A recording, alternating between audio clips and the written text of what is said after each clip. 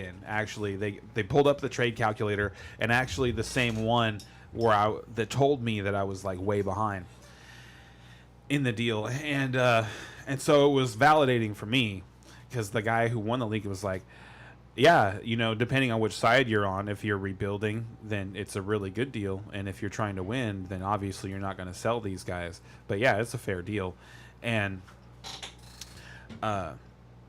like I said, I don't want to remake the deal, but it makes me. I have not. This is one of the maybe 2 managers in the league that I have not made a trade with yet. I was looking back at our history because I saw this message last night that was like, tagged me, and it was like, in what world is this a fair deal or something like that? And I'm like, what? Like, how is he like? Why does he think it's not a fair deal? And so I wanted to look into it.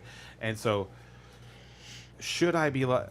I'm obviously, when you're dealing with trading, politics is important, and it's funny. Like there's a real quick aside. There's this other guy I deal with in the newest league that I'm in, where I'm just tanking, and every time he sends me a trade, we get into a little conversation, a counter or whatever, and I counter with something, he's got negative things to say about the parts that I'm trying to send him or whatever. And so after about the 3rd or 4th time he did it, I was like, yeah, that's a really interesting trading strategy you have, to just like completely degrade all the pieces that you didn't specifically ask for. Like, I don't understand why you would do that. Why you would like say negative things about somebody's roster that's just going to make them want to take advantage of you. At least that was my thought. Right. And anyway, so jump out of that, jump back to this other thing. So this manager that I haven't made a deal with, right? And there's like no communication between the two of us, like not even conversation back and forth, anything, from a year and a half that I've been in this league. And I was like, and I don't know anything about him, but now I kind of do. Now I know that he doesn't value really like the 1st round picks and the future as much as he's like, well, this guy's a stud right now, Yeah. And so I was thinking, should I how do you flip that? How do I take advantage of him in another way? Because I can't. I'm not gonna. He's not. Now you need to offer him some 29 and 30-year-olds. That's what I'm exactly right, and get hit, and because maybe he's going to overvalue those exactly, and get his 1st round draft picks. Are we on right now? Are people listening to that? Yeah, so that's where I'm at in a dynasty league right now. I just to let people know where we were at. Like I offered a manager Zach Charbonnet, Treylon Burks, and a projected top 6 2024 pick for Derrick Henry, Keenan Allen, and Hunter Henry. And this manager is already 0-2, is also down Austin Eckler. Happens to have Josh Kelly though, so that's that's a bonus for him. But and didn't start George Kittle on Thursday. So, and you know how tight ends go. If you like when you're staring at, after Thursday night, if you're staring at one with 13 points on your bench, you're probably staring at the one who scored the most points this week. if they scored 9, I'm just saying. That's the bar. Yeah. So, and then this manager didn't want to have any of it. Like, if you look at trade calculators, the trade was heavily in his favor, and it's because in trade calculators they're looking, season to season, and if you look at the trade at the end of the season, you could be staring at Derrick Henry, who's been finished for 6-8 games, because Tajay Spears looks really good, is getting more than half the snaps, is on the field with Derrick Henry. Like they like him that much that he's not even really just a backup. It's almost like he's getting. It's almost like a Zeke and Pollard situation. Like they not quite to that extent. Well, but you can see it going that way. When Pollard first got drafted, he was on the field immediately. He got hurt a little bit in his rookie year, if I remember correctly, but they had him on the field right away.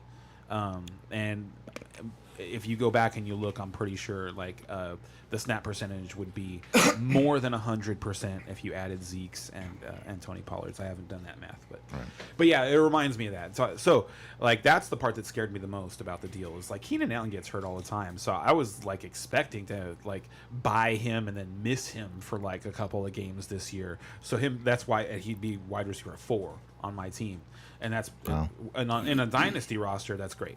Yeah. Well, I mean, you say that the team that won last year, His camera. a little bit. What are we doing? Yeah, Up? That a little bit more. a little further. Right there. A little further. All right. So,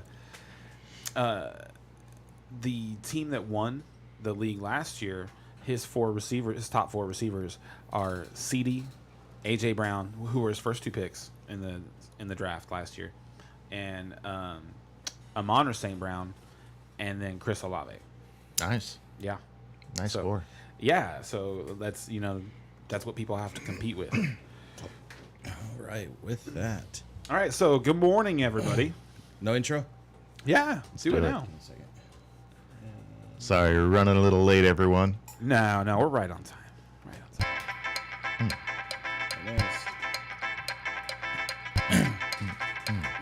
I like that. How's everybody doing? Week 3 NFL football. Here we go. 2-0. Yep. Yeah, Number 3. Both are all right. Yep. Good week of football last week. I had a big enjoyed loss week 2. on my team this week. Who'd you lose? What do you mean? Who did I lose? Did you have Chubby on your team? You complained about the deal and you forgot that I had him. That's great. Dude, 6 leagues, man. 6 leagues. It I've got more is than almost that. too much. Good morning, All right. Bezzy. Yeah. Good morning, dude. So we'll jump right into the Homer minute. I'll go first, I guess. It was kind of a bittersweet week. It was really nice to see Aaron Rodgers walk out of AT&T Stadium with a loss. I don't care that he was in street clothes. I really don't. I was like, Because wait, what? I've had to watch him walk out with a win in street clothes when Matt Flynn beat us in like 2015 or 2016 or something like that. It was it was bad. No, actually I think it was 2019. I remember it was 2019 because that was that game where I'll never forget this because Man, you hold a grudge, I brother. do. Well, this is fantasy related because you had offered me a trade that involved giving me Aaron Jones. And I turned it down, and I think it was like Aaron Jones and Tyler Lockett I was gonna get for something on my team, and it ended up being like the dumbest thing I didn't do, and Aaron Jones scored 4 touchdowns in that game, but that was a Matt Flynn game, or not Matt Flynn, but whoever the backup quarterback was at the time. It was a backup quarterback game, but. Yeah, we've been just beaten by Aaron Rodgers teams, so bad. So that was nice. But then in the middle of the week, Trayvon Diggs went down for the year with an ACL tear. Yeah, talk So- about how that's going to affect your D, man. Now the higher rated PFF cornerback is gonna step up, actually, because Deron Bland actually has a higher PFF grade this year than Trayvon Diggs does, and he's a little bigger, he's a little stronger. He doesn't take as many risks. He's not as much of a playmaker, as Diggs, and he's not the outlandish star that Diggs is, but so he's not going to bring that energy, and that's what we're going to miss the most. I think is the energy, but I think Micah's going to So if your defense was a 10 before, 1 out of 10, if it was a 10 because it was playing like it in the first 2 They're games. still a 9. You think They're you're still a 9, now? 9.5. And to be honest with you, they could still be a 10. They really could, because they're so deep at corner. So like I said, Deron Bland is going to step up. I think he had 6 interceptions last year. I talked about him last year before the season started because he had to me had popped off in preseason, and so I was really excited to see him carry it over in the regular season, and he did. He had a really good rookie year. I thought we would have been talking about him if they hadn't traded for Stephon Gilmore, and having Gilmore is just that's everything. That was just the smartest move they made this year, like for a 5th round draft pick. And that's the reason I think that I'm not really that concerned about Okay. their defense going forward, just because they still have that leadership back there. That's good to hear. It's what people want to know, man. And I mean, and then they've got the Dan Quinn guys. They've got Hooker and they've got Curse, and those guys are they run that defense. I'm not that concerned. I'm sad for Diggs because this could be a Super Bowl run for the Cowboys, and he's going to miss out on it. Right. I'm more sad for Diggs than I am concerned about the Cowboys defense. I'll All put right. it that way. All right. I hope for your sake that you are right on that. They still got 11. As long as they got 11, they'll be fine. Steelers side, kind of the opposite of you. You're all confident still. I am very, very worried. You should be. It was lucky. awesome that we got our win. That win was big for me personally. Won me some money. Woohoo! But as a Steelers fan, I am very worried. It looks a lot like last year. Matt Canada is, God, I don't know how he's still our OC. So I heard an interesting stat. It was since he's been the offensive coordinator, every team has gained 300 yards. I think it's 300 yards. I don't even think it's 400. I think it's 300 yards, at least 3 times. And the Steelers have not. Like, Yeah. 300 yards is a low bar. Yeah. That's a low bar. And there's reasons. Pickett was a rookie last year. You have to give him a lot of whatever. But that's the thing is this year he's still looking like a rookie. He doesn't look like he's taken a major step up. He's taken baby step. Well, but not Deontay a- got hurt early. And Deontay got hurt early in week Agreed. 1. How much Agreed. is that? How much do you think that's affecting? Because I'm watching. seeing bad throws and bad decisions, okay. brother. That's what I'm seeing. Okay. You I know what haven't mean? watched enough of Yeah. the Steelers directly because I know you're doing it for us. So Yeah, I'm more worried about the bad decisions. That's what I'm seeing. I'm seeing the throws aren't quite there. I'm just like, where was that supposed to go? And then Deontay Johnson is definitely a safety blanket for him. So I guess I'm willing to give him a little bit. But man, if I don't see more out of him, like I'm gonna be like, is this our guy? Because the steps that he's taken forward are not impressive right now. And I know it's only 2 games in. But I want to see more out of this kid. So feeling like last year at 2 games. in. it's feeling like last year. And last year we got 9 wins, and we might, you had playing that like defense. this, we might get to 9 wins because our defense is so good. But that that's not going to win us a Super Bowl. That's not going to get us any playoff wins, and it might not get us into the playoffs. So I'm not happy about that. Let's talk to somebody who should be happy. Right? Yeah, we Even though you beat had a the lot of point loss. spread. Sure was Hey, funny. no, we all watched that game together, and the Rams were winning that game, and it looked like the Rams might, win the game for a while. The 49ers eventually were like, wait, hold on a second. This is no, we're no, better. no. Hold on. Yeah, we're better. We are better than this. But I think they thought that they could go in and just be the 49ers, and it was going to be enough to roll over the Rams, and it was not. The Rams look really good. I've liked what I've seen out of the Rams. Yeah, I think. Puka looks like the real deal. Yeah, I can't wait to see them reinsert Cup and finally get like a number 1, number 2 dynamic going. I can't wait to see what they do with Tutu Atwell once Cup comes back because how are you going to cover him? How are they ever going to run the ball? I mean, they have so many wonderful options, and they've got this quick passing game. But Kyron Williams looks good too. He does look good. He does. My least favorite dynasty decision was to not hold tight on him because Cam looked good at the end of the year. I really fell out on Kyron Williams. Yep. At the end of last season because Cam looked so good and they There was gave so him much talk about him last so year. much work, And I then no tried talk about him this and year. I tried so hard to get Cam Akers in the offseason and thankfully failed. But Yeah. that just made me more out, on Kyron Yeah. Williams because everybody was holding on to Cam Akers, and it's like not everybody can be wrong about this situation, right? Well, yeah, pretty much everybody was, except for we talked about this last year, but except for Adam Schefter, he knew. I feel like this Monday night's gonna be like a get right game. Burrow's not playing right. Is he gonna? We don't even know if he's gonna play. We don't know yet. It's iffy. You guys could win this game. So, well, yeah, I think we could win it even if Burrow's Super not Bowl playing. rematch. Because But I think that's the reason. I think that the Bengals are going to get up for this game, so because it's a Super Bowl rematch. So I heard something like Belichick took their backup quarterback.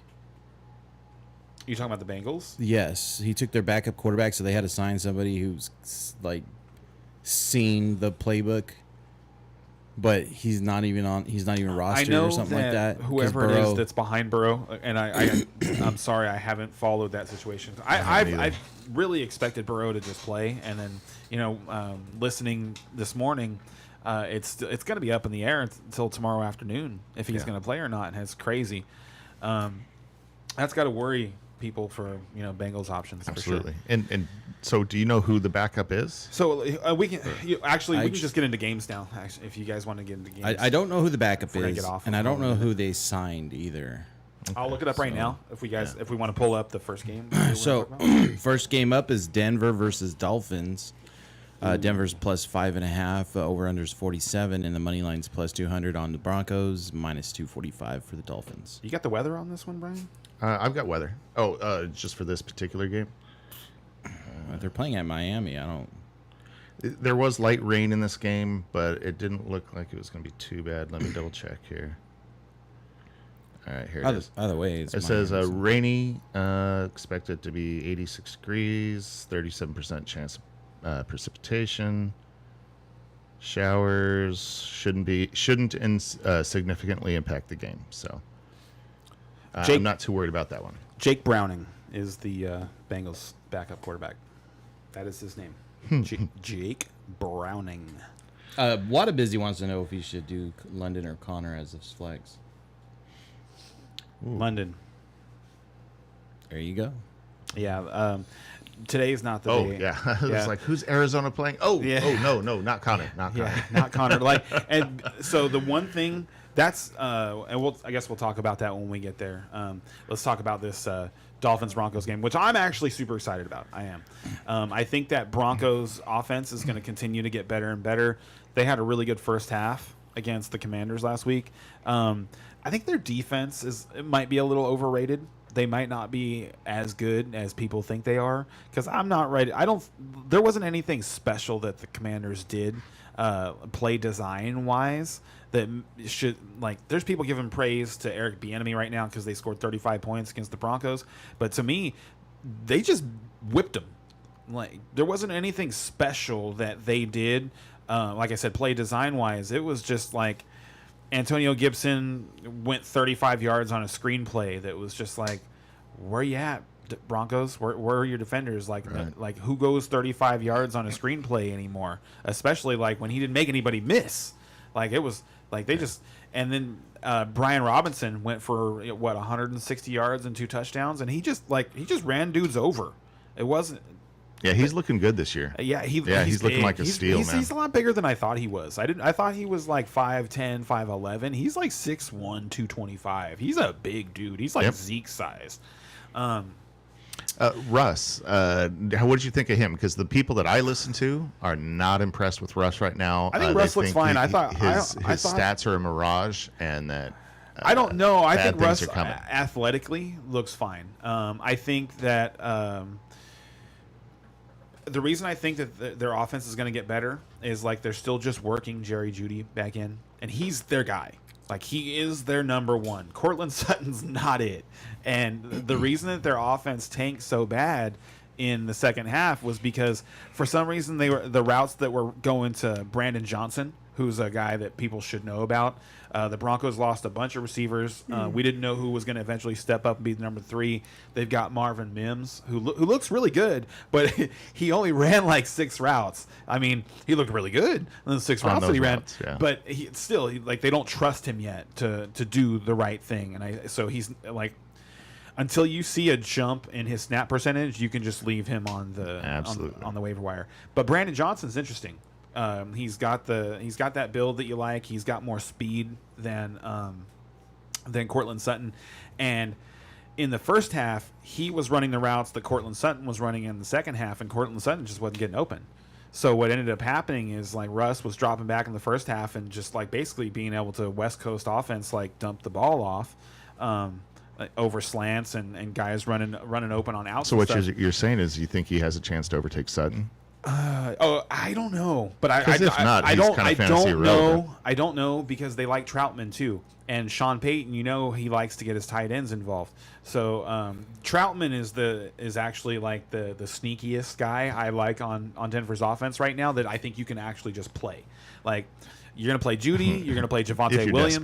desperate. No, I don't even think you have to be desperate. He's like, if you look at the numbers, he's going to get the targets. And Dulcich's just out for the year, So it's many not even a weird question. tight ends have Excuse me, kind not of out for popped the year, up. but he's out for a while. He's on IR.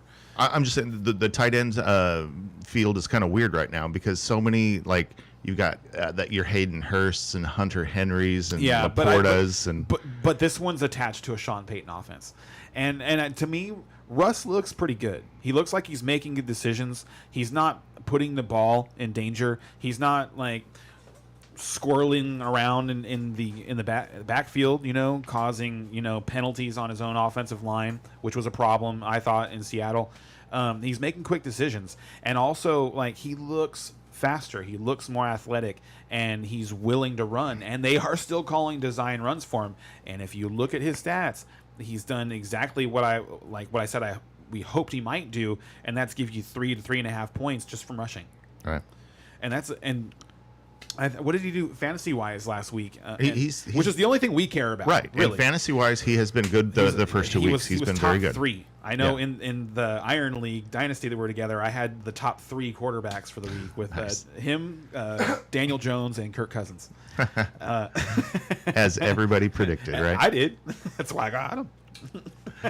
But we talk a lot about Denver here. Miami. Sorry. Well, Denver is the team that I think people have the most questions about. Miami, it's just like you kind of know where the ball is. There's not anything like we're going to talk about an injury with Miami, and there's a couple of guys that are interesting. I think for DFS, I wouldn't really like take shots on them in redraft leagues or dynasty leagues or anything like that. But was there anything else on the Denver side? I think that was it. No, you good can. there. I think you can drop Samaje Perine. At least put him on your bench and forget about him. I personally Like, dropped if him you- this week. So. Yeah, that was smoke. That was Yeah, all smoke. Absolutely. Javonte Williams has looked really good, but he's also looked like he's been on a pitch count. Yeah. And which is another reason Which I he's gonna think stay this on. Broncos offense is just at some point it's going to pop. And the reason it's going to pop is because Judy and Javonte Williams play the whole game. Right. And that's it. That's definitely a possibility. So maybe Denver's up and coming, but they're going to lose this week to Miami. I think so too. I think, Yeah. but I think they have a shot. And the reason I think they have a shot actually is because, and there's some interesting statistics on this, is they have a lot of history with Tyreek Hill, and over the last 10 games, he averages 4 catches for 40 some odd yards, and no touchdown. Yeah, which wouldn't be worrisome if you've got Waddle on the other side, but do we you have? don't. But so what is the latest on Waddle? not- I mean, he's we out. haven't got the No, Waddle's out. He's out for sure. Yes, he was Okay. declared out yesterday. And that's why I said there's some interesting options for DFS for Miami. You've got River Craycraft and then Braxton Berrios. And personally, if it were me, I'd put my money on Craycraft. Like Berrios can catch like 6 or 7 balls for 45 yards ish, and he might score.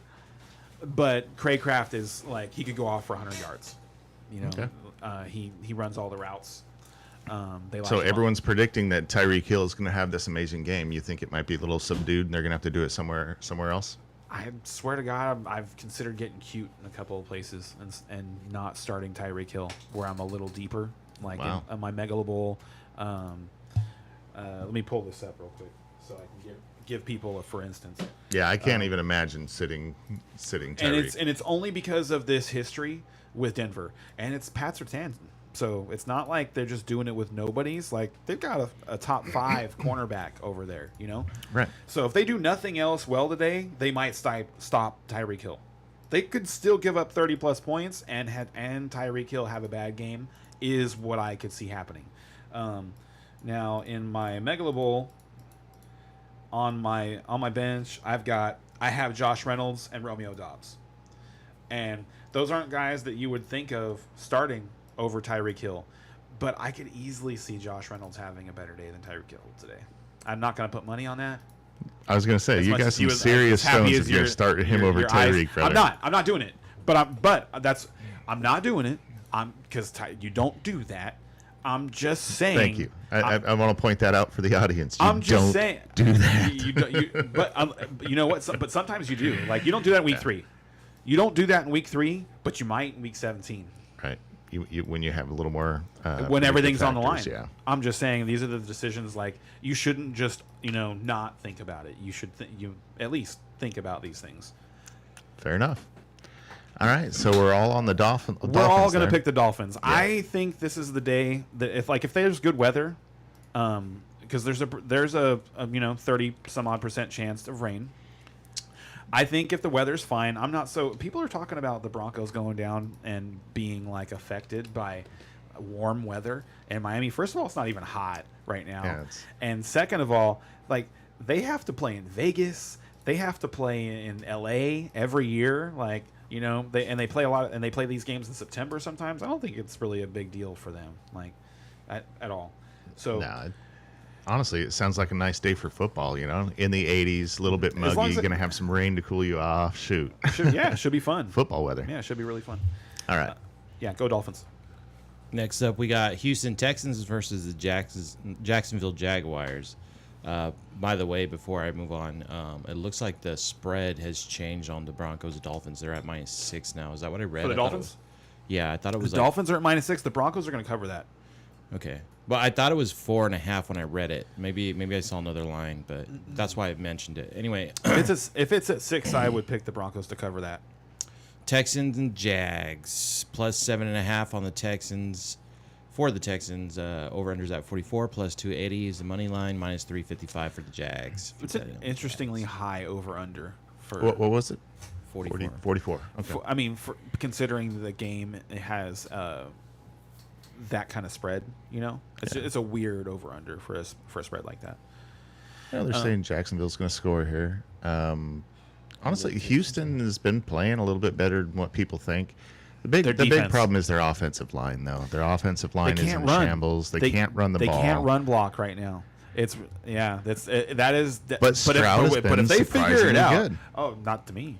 Well, in week 2, you're like, if okay, anybody who great. listened to this podcast in the offseason knows that if I was a GM, I would have taken C.J. Stroud. Yeah, I have him in 2 dynasty leagues. I was on him too, but I have like one. To have him, going off this early and being like, wow, okay, this kid is gonna be a player in the NFL. That's nice. Feels good. Yeah, I definitely think, and he's got weapons too. Like he's got some guys to throw the ball to. Nico Collins all of a sudden is looking a little bit better. I like Tank Dell a lot. Yes, I have him. Yeah, we'll be talking about him later. Yes, we will. He's very cheap. Yes, he is. Yeah, 3,600. 3,600 DraftKings. So I would start Tank Dell. Like if you've got him. There's like if you lost Waddle. Yeah, and we're talking about like your number 3 wide receiver, maybe your flex position. Or like I said, or injury replacement. If you lost Waddle, right. I think he's a really good plug and play. Let's see. I'd sit in Dameon Pierce if I can this week. There's a lot of guys that I'd rather start over him. I'd rather start. Honestly, I'd rather pick up Craig Reynolds and start Craig Reynolds. Even people are like, there is buzz that Jahmyr Gibbs is going to get the majority of the work today in that Lions game. I'm not buying it.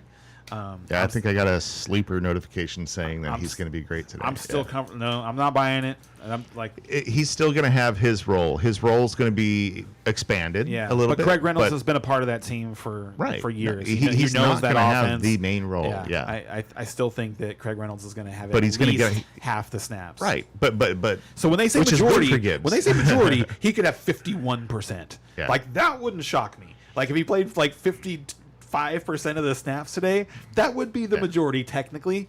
That wouldn't surprise me. But he could play 55% of the snaps and see 30% of the carries. Right. I would predict Gibbs at around 9 carries. That's what I think he's at today. Actually, it's how many catches. I was going to say this could be his first day with double-digit carries.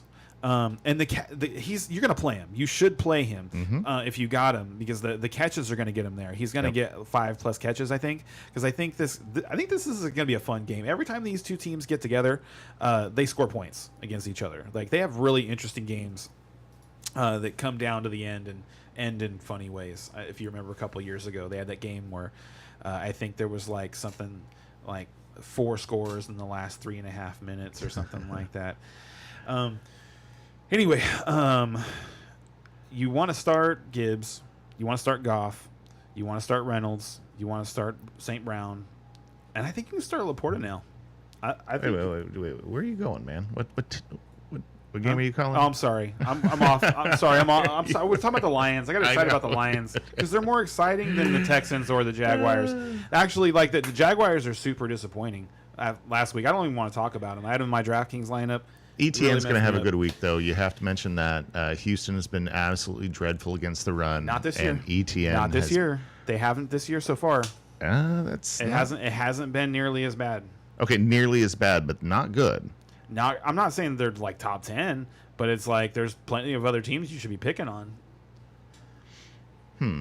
Okay. Well, like I said, ETN is one of Just my saying. guys that I think is going to eat today.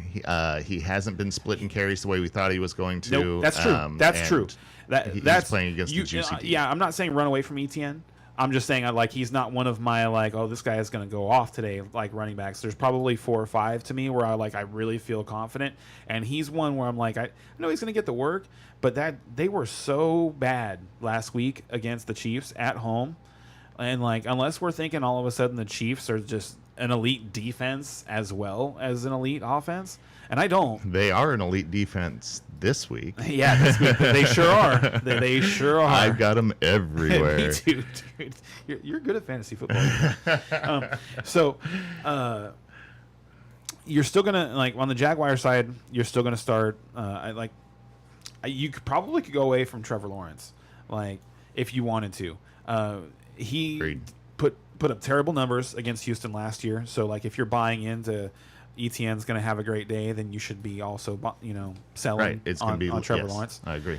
Which means you can sell on Calvin Ridley. You're going to start Calvin Ridley, but I mean we're talking DFS, he's probably not somewhere you want to go.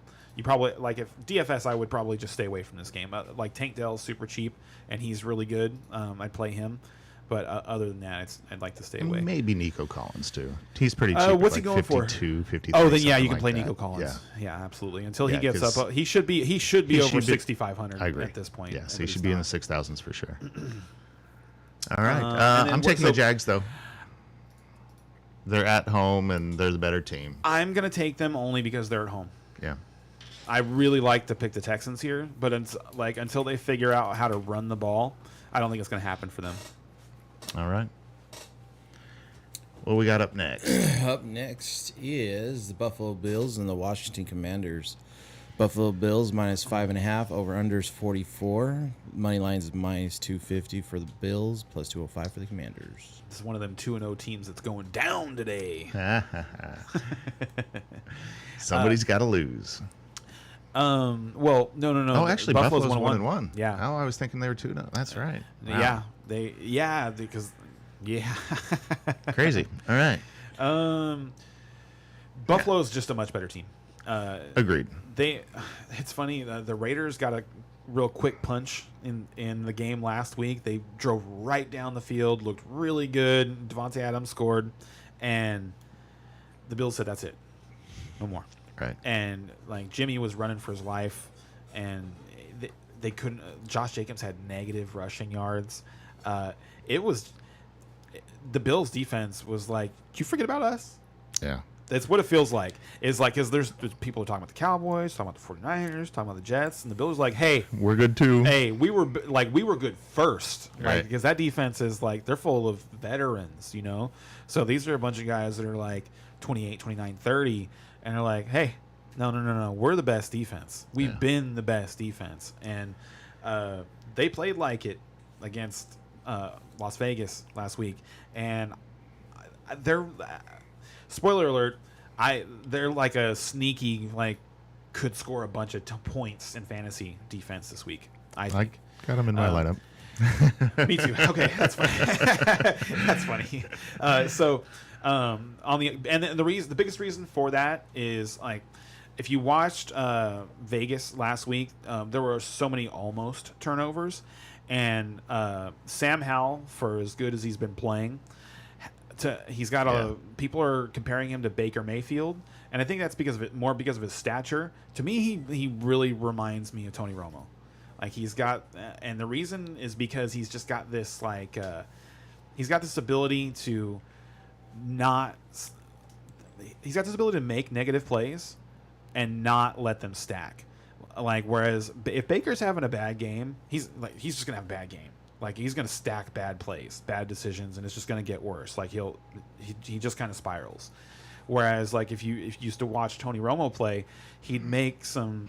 Like I remember he threw 5 interceptions on a Monday night game in Buffalo, and we won because it's got that ability to just go, okay, what's next? Keep going. Yeah. Just like I don't, and you can see that in Sam Howell that he's not affected by the negative plays that he makes, but he's a cowboy.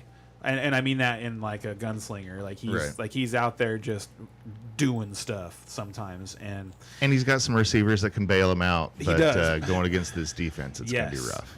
And the weather is not going to be great. Let me look. I think this this is one of the ones where we expect rain. I don't think the Commanders are going to be able to run the ball against Buffalo anywhere near the way they did against Denver. So I wouldn't be starting Commanders running backs. I don't want any part of Sam Howell, but I like Dotson. I like McLaurin, and if you've looked at that so far through 2 games, McLaurin has better numbers, but Dotson has more targets. Okay. And has a higher snap percentage. He's just been more involved. And honestly, we kind of expected that situation to be a 1A, 1B instead of a wide receiver 1 and 2. We did. And so we'll see how that continues to play out. It'll be interesting to see who Buffalo puts on McLaurin.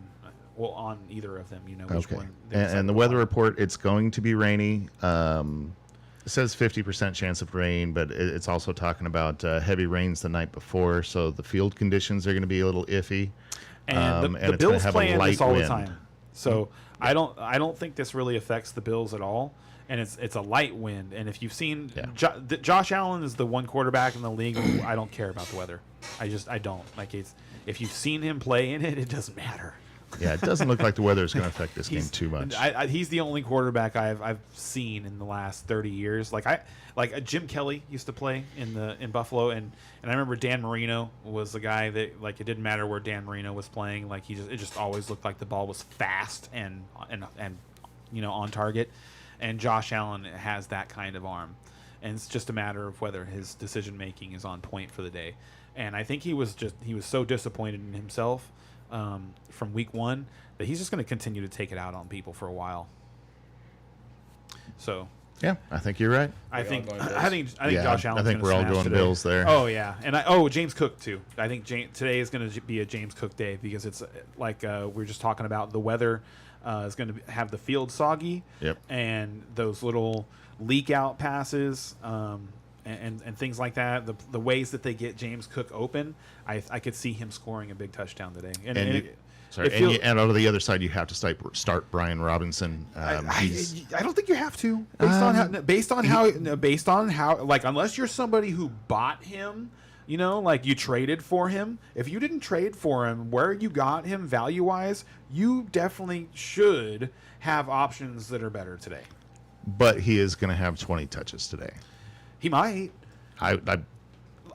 It did really. I mean, as well as I do. It just depends on how the game plays out. Because for sure, like if the Commanders are down 21-0 at the end of the first quarter, he's not going to get 20 touches.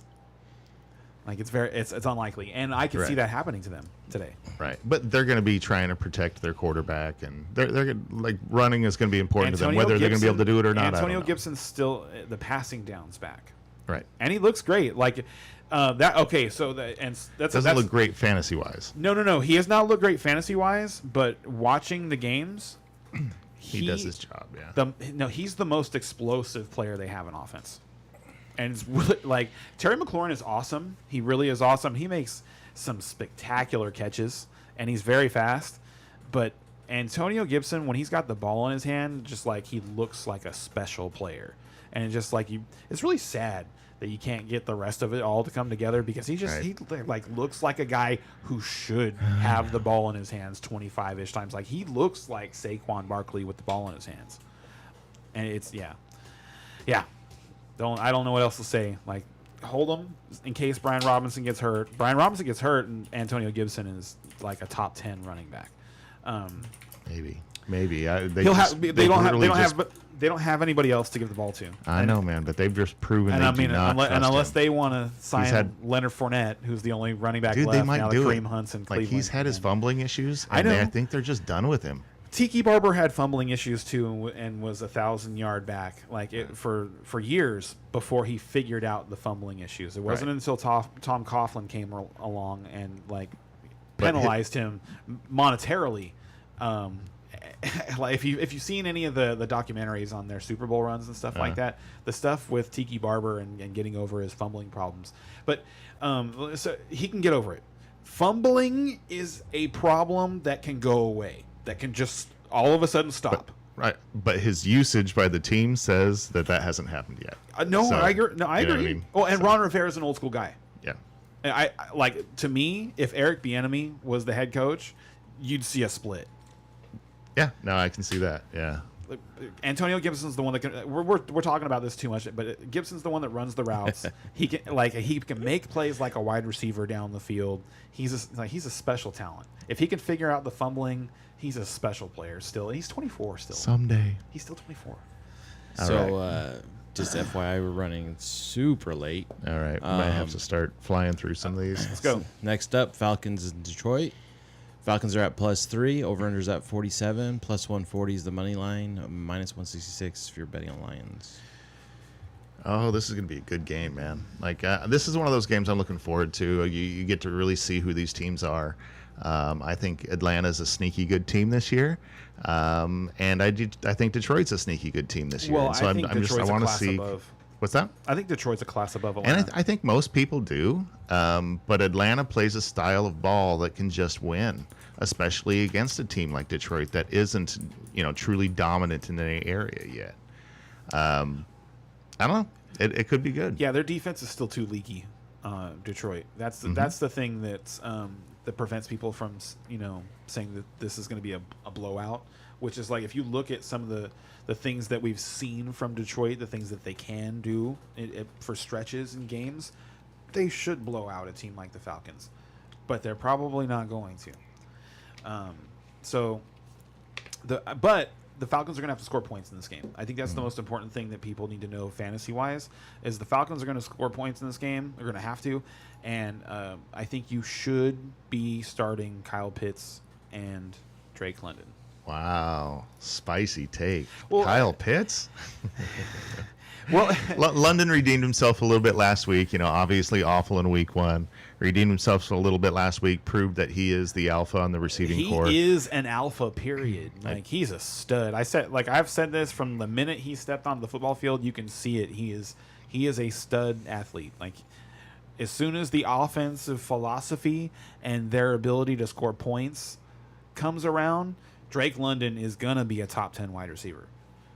And I agree with that. He's going to be great, but right now he's borderline startable. Oh yeah, he's your third wide receiver flex. Right. I'm not being like jam him everywhere. Exactly. Not like in 10-team leagues you're probably not starting him, but 12-team leagues, yeah, it's going to be really hard. Like I can't see leaving him off. I don't know who were the fringe players I would start over him. And then let's see what else. You can start both Falcons running backs. We figured that out.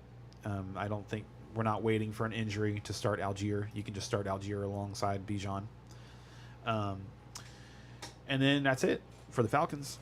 And then over the Lions side, we talked about this a little earlier. We talked about Gibbs. Gibbs is supposed to get a bunch of work, but me personally, I have reservations. I don't like. It would really, really shock me if he touched the ball more than 14 times. Honestly, that's what I'm predicting is 14, 15 times, but they're going to get him. I think that creative. is going to be less than Craig Reynolds.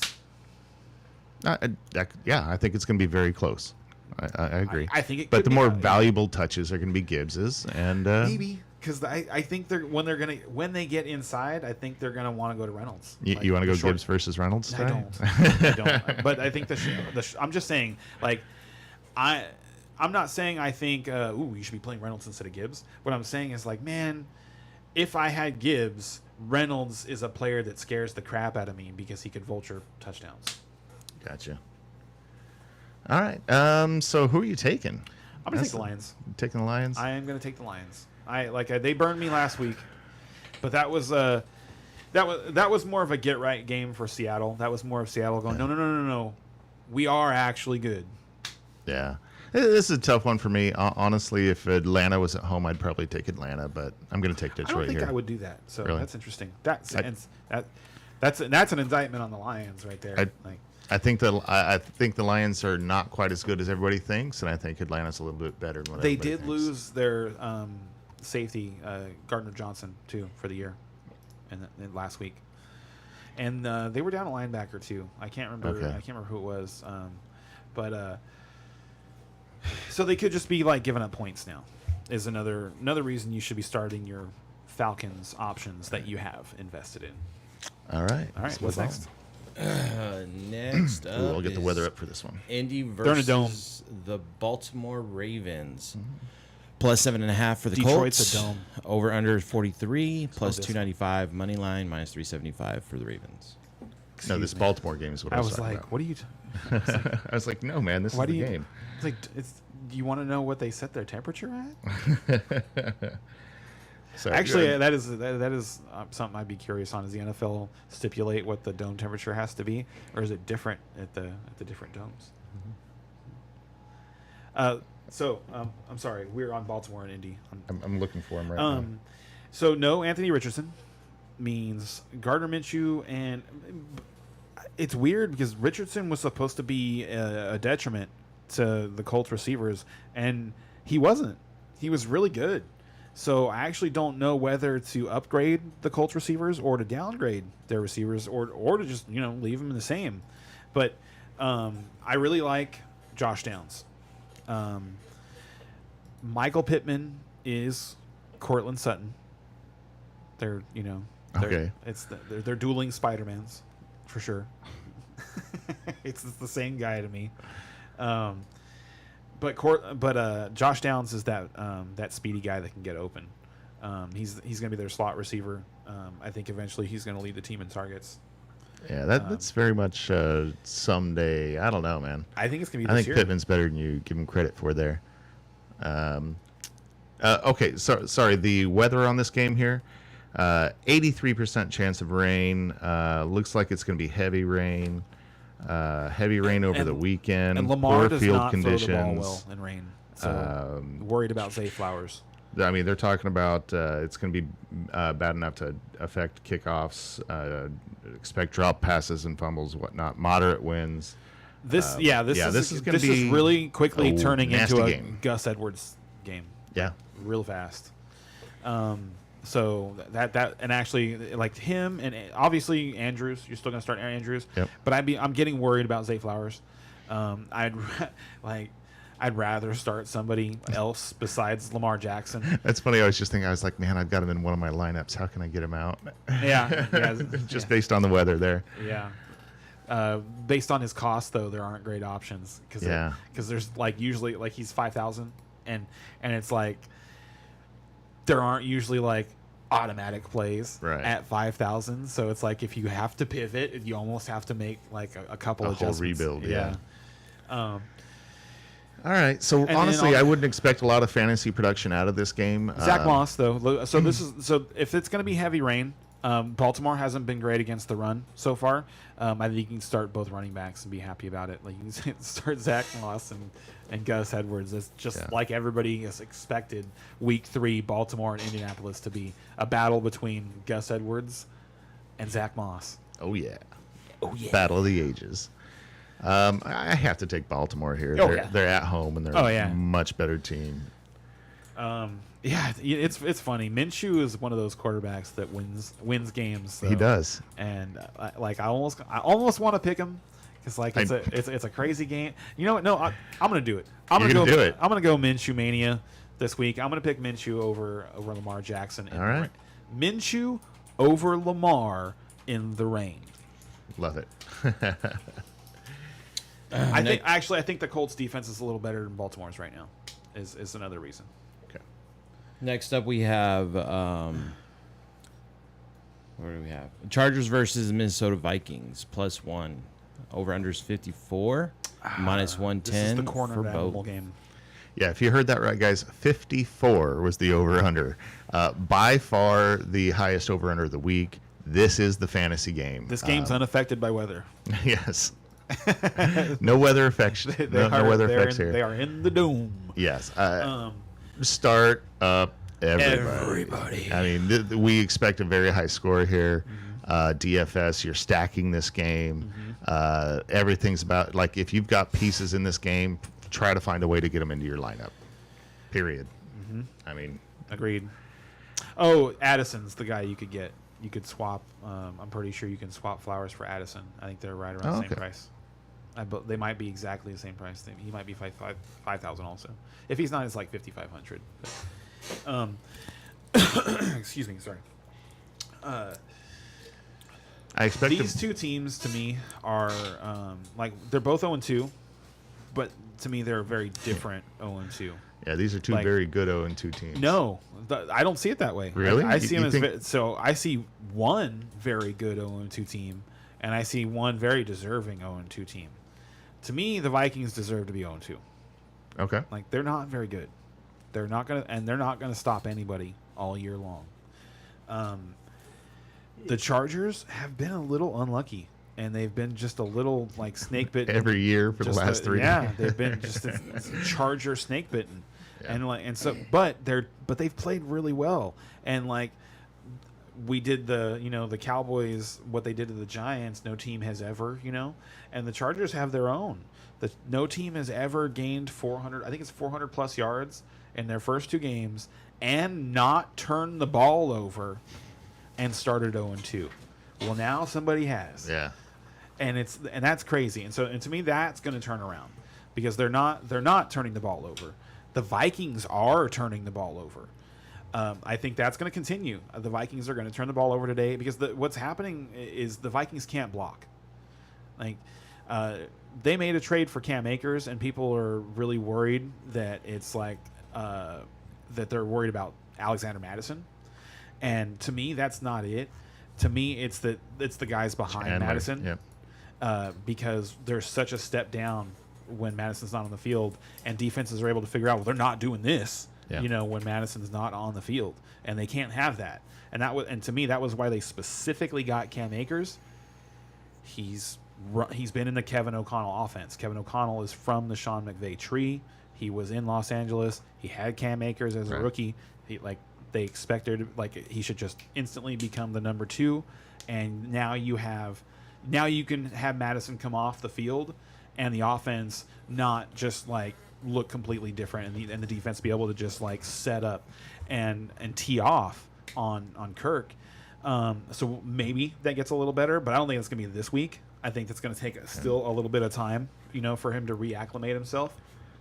And I agree with that take, but I'll tell you what, on an emotional level, I bet this lights a fire under Madison's ass. I bet you he has a really good week this week. I have that feeling, you know what I mean? This guy's like, oh crap, I'm playing for my job, you know what I mean? I think he's going to be out there running hard. I kind of do too, but it doesn't really matter when your offensive line doesn't block for you. That's true. That's true. They haven't blocked anybody yet at all. So until that changes, it's going to be hard for me to pick the Vikings over good teams, and I think the Chargers are a good team. I think the Chargers are mad. They all week long they've been answering questions about that Jaguars playoff loss because they started 0-2, and because of how they've gone 0-2, because they've lost both of these games after they were winning. In the fourth quarter of both of these games. So, but I think today they're going to win. I do too. I think the Chargers are going to win too, and this is going to be a points. fun game to watch. I think it's going to be a fun game to watch, but I also think it's going to be 38-24 at the end of it or something like that. I can see that. 38-28. Like I don't think the Vikings are actually going to be able to keep up with them because the way they turn the ball over and the way the Chargers haven't turned the ball over and as efficient as the Chargers have been on offense, yeah, they could score 40 points today. All right, we're really gonna have to move through these other games now. Quick question. 40 minutes. Oh, still. we had a game. Yeah, Or a question. I mean? question. Yeah. Needs to start 2 for flex. D Hop, Jacoby Myers, Hunter Henry. It's full PPR, and he has Herbert and Cook on the bench. Khalil Herbert, Dalvin Cook. Dalvin Cook is an interesting player to start today. Apparently, he's like feeling more like he's in game shape now. So he's someone that could be going off soon. We'll see. I'm not ready to start him yet. Of those the ones you put up there, I would start Hopkins and probably Jacoby Myers. Yeah, I was definitely on Hopkins. He is healthy and playing today, by the way. I just got an alert on that about 10 minutes ago. Yeah, I think that's your safest way to go, especially full PPR. The Raiders are going to have to. Well, I shouldn't say they're going to have to. Tonight's game going to be interesting. The Raiders and Steelers game. Yes, it's going to be fun. Yeah, but I would start Myers. I think Myers is. He's shown that he can demand targets. Like Jimmy trusts him, and we know he knows that offense. Like, they're the most familiar pieces in that offense. Actually, Jimmy G and Jacoby Myers, because they both played with New England and Josh Daniels over there. So I'm trying to find this weather game right now. This is the other one that's going to be affected by weather here.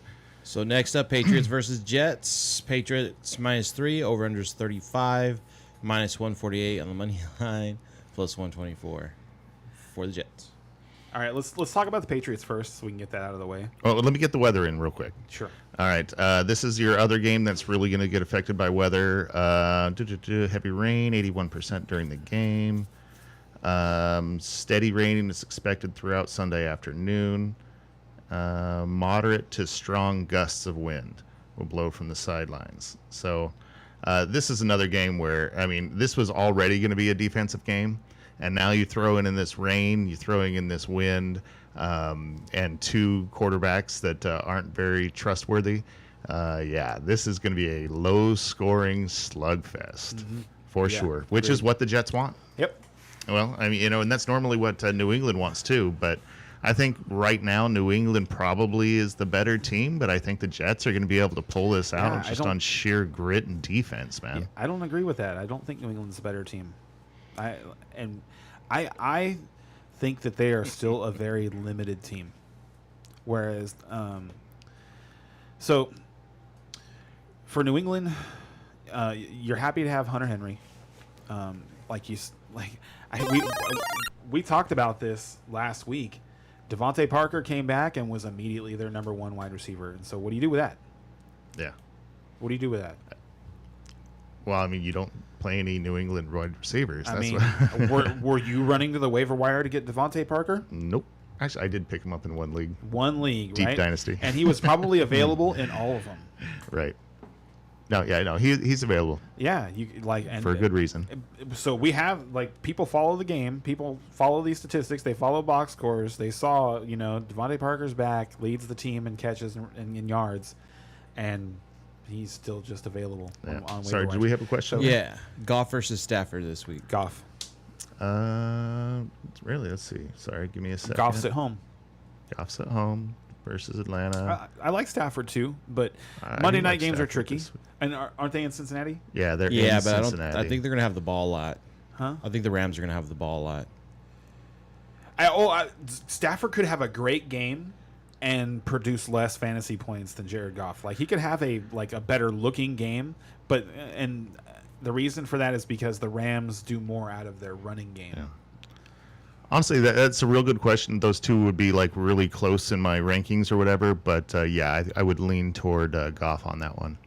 But very close. Good question. I think Ray would pick Stafford. I think so. I think he and he knows his guys, and so he likes what Stafford's going to do on Monday. The Rams also pass a lot out of the back like to the They running do. backs. It's what they do inside the 10-yard line though, and they're very creative with how they run the ball, and they don't have like a guy that can win guaranteed right now.